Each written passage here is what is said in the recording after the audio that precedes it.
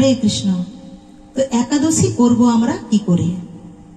তো একাদশীর আগের দিন আমাদেরকে নিরামিষী আহার গ্রহণ করতে হবে এবং রাত্রিতে আহার গ্রহণের পর ভালো করে পরিষ্কার করে দাঁত ব্রাশ করে নিতে হবে এবং তারপরের দিন সূর্য উদয়ের আগে একটু আপনারা সবাই উঠবেন, উঠে আপনারা একটু গঙ্গা স্নান করবেন।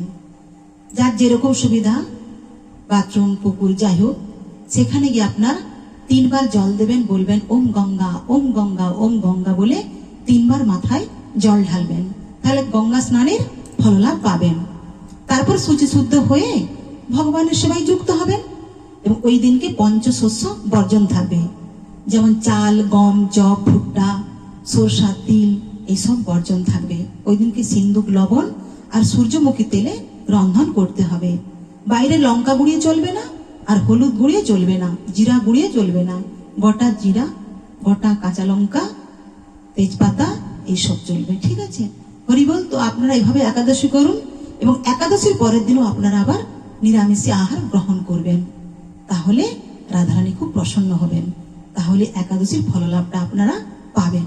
তো আপনারা সবাই এভাবে একাদশী করুন এবং একাদশীর মন্ত্র, পারণের মন্ত্রটা আমার আগের ভিডিওতে বলা হয়নি, তো এখন আমি সেটা বলে দিচ্ছি। পারণ ভঙ্গের সময় এই মন্ত্রটা বলবেন। একাদশাং নিরাহার ব্রতা নেন কেশব প্রসিদ্ধ সমুখ নাথ জ্ঞান দৃষ্টি প্রদ ভব। একাদশাং নিরাহার ব্রতা নেন কেশব প্রসিদ্ধ সমুখ নাথ জ্ঞান দৃষ্টি প্রদ ভব। একাদশাং নিরাহার ব্রতা নেন কেশব প্রসিদ্ধ সমুখ নাথ জ্ঞান দৃষ্টি প্রদ ভব। তো এইভাবে মন্ত্র বলবেন।